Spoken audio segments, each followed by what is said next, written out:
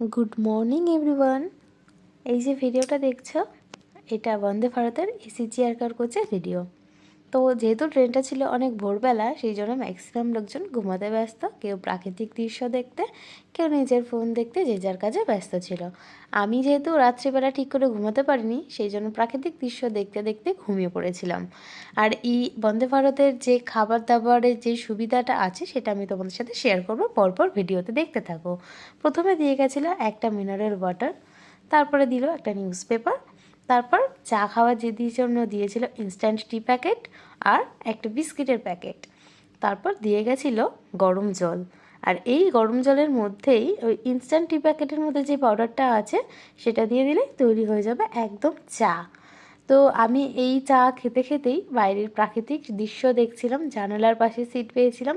তো এইভাবেই কেটে গেল সকালটা। তারপরে দেখো আরও পরপর তোমাদের